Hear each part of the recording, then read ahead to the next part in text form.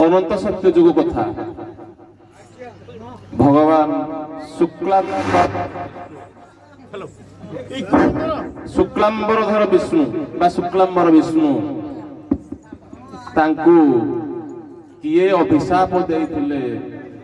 जे तुमे दिने ना दिने जलकेली करिवो जलकेली कले तुमर पाप मोचन हबो तेणु जुग पुरी जुग गला 10 अवतार आसिला तारि भितर प्रभु विलीन हेले 10 अवतार मध्य प्रश्न हला शुक्लांबरधर विष्णु को किए अभिशाप देइथिले जे से द्वापर जुगरे अपेक्षा करिथिले राधा को सहित जलकीला करिवे जमुना जलरे आज्ञा आपण कांसर नाविक आज्ञा वैवस्वत मनु जेतेबेले आज्ञा भगवान मीन रूप को धरी कमंडल रे थिले से जल को वैवस्वत मनु कमंडल रु काढ़ी देले तामरे भगवान मीन रूपी छोट छोट हेले जल भी होई से मन प्रश्न हमर रहबो रंतरी नाविक महाशय को आज्ञा ऋतुमाला नदी रे वैवस्वत मनु जेतेबेले आज्ञा जल तर्पण करुथिले से समय आज्ञा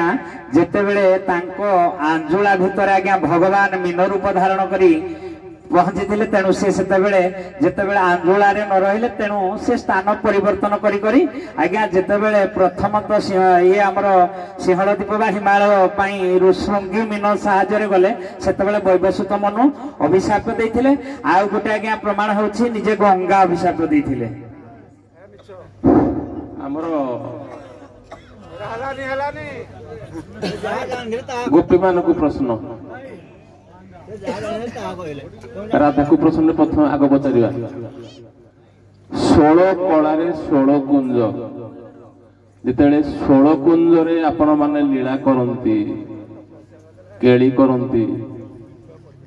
प्रत्येक कुंज पाए गोटे प्रकार वस्त्र पिंधती बा साड़ी परिधान करंती आपनकर अभिसारिका माने आपन को सजांती 16 कुंज रे 16 साड़ी 16 साड़ी रो अर्थ है आपण पालटा साड़ी गुड़ी को कहा को दियंती के परिधान करंती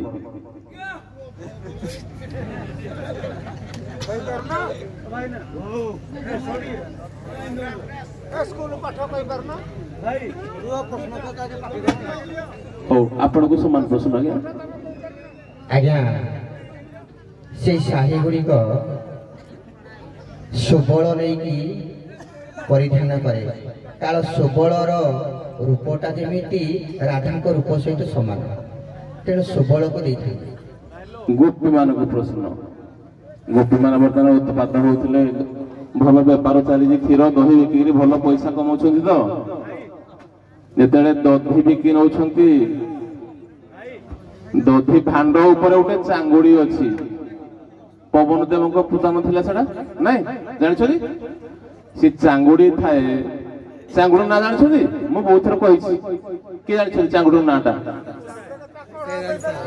चांगुड़ी ना जानी फोन नाई आपणकर चांगुड़ी ना ना आ चांगुड़ी ऊपर कौन प्रश्न पचारे ठीक है चांगुड़ी नाटा कहतु नाटा कहीदेवी मंजूषा रे नुह चांगुड़ी ना है निरोधिनी चांगुड़ी ऊपर रहिबो जेतेबेले नदी भांड ऊपर चांगुड़ी रही जीवो से जदि वज्रबाण हबो भी सुधा चांगुड़ी उड़ीबो नाही मन रहिला हो आको आपण प्रश्न पूछे सेति थाउ हो आपण कोन पूछे दे चांगुड़ी कच्चा कोण हांगणी आइबो आपण कहंतु भीम केउ दिन नाविक होई केउ नदी रे काकू पार करथि आज्ञा महाभारत आद्य पर्व जेतेबेले सुर नदी तटरे आज्ञा जतुगृह पांडव माने सुर नदी तटरे पहुंचले सेतेबेले नाव ऊपर जेतेबेले ए पंच पांडव आ ताको मा सहित बसी पड़िले तेणु आज्ञा भीम जेतेबेले बसी पड़े गुटे मगरे आ गुटे एकड़े समस्त बसी पड़ती किंतु भीम जो करे आज्ञा नावडा ଟୁବୁ ହେଇଯାଏ। ତେଣୁ ସେତେବେଳେ କହିଲେ ନା କାହାକୁ ପକେଇବା, ତେଣୁ ଆଜ୍ଞା ସେ ତାଙ୍କର ସତ୍ୟ ରକ୍ଷା କରିବା ପାଇଁ ତେଣୁ ଇଏ ନକୁଳ ସହଦେବକୁ ମନା କଲେ, କାରଣ ଇଏ ହଉଛନ୍ତି ସାବତ ମାତା ସୁତ, ତେଣୁ ୟାଙ୍କୁ ପକେଇବେ ନାହିଁ। ଲାଷ୍ଟରେ ଆଜ୍ଞା ଭୀମକୁ ନିଜେ ପକାଇଥିଲେ, ତେଣୁ ଭୀମ ଗଲା ପରେ ଆଜ୍ଞା ଯାଇ ଏମାନେ ଉଦ୍ଧାର ପାଇଲେ, ନହେଲେ ଯଦି ଭୀମ ନ ପଡିଥାନ୍ତା ଆଜ୍ଞା ଇଏ ସେ ନଦୀରେ ବି ମଧ୍ୟ ପାର ହୋଇ ଯାଇପାରିନଥାନ୍ତେ। ଆକୁ ପାର କଲେ ପଞ୍ଚ ପାଣ୍ଡବ ଆଜ୍ଞା ଦେଖନ୍ତୁ, କାରଣ ଭୀମ ଯଦି ବସିଥାନ୍ତା ସେ ଡଙ୍ଗାଟା ବୁଡିଥାନ୍ତା, ତେଣୁ ଭୀମ ନିଜେ ନଦୀ ଭିତରକୁ ଡେଇଁକି ଜଳପ୍ରଭା ଦୈତ୍ୟକୁ ବଧ କଲେ। ଆଉ ଭୀମ ନିଜେ ପହଁରି ପହଁରି ଯାଇଛନ୍ତି, କିନ୍ତୁ ଭୀମ ଆଜ୍ଞା ଯଦି ଡଙ୍ଗାରୁ ନ ଉତରିଥାନ୍ତେ ତାମାନେ ଏମାନେ ମଧ୍ୟ ସେ ଡଙ୍ଗା ଭିତରେ ବୁଡିକି ମରିଥାନ୍ତେ। ଠିକ ଅଛି, ଆପଣ ମାନେ ଆମକୁ ଦର୍ଶନ ଦେବେ ରାଧାକୃଷ୍ଣଙ୍କର ସେଇ ଯୁଗଳ ମୂର୍ତ୍ତି ଦର୍ଶକଙ୍କୁ। ଅନ୍ତିମ ଲୀଳା ଆରମ୍ଭ କରନ୍ତୁ।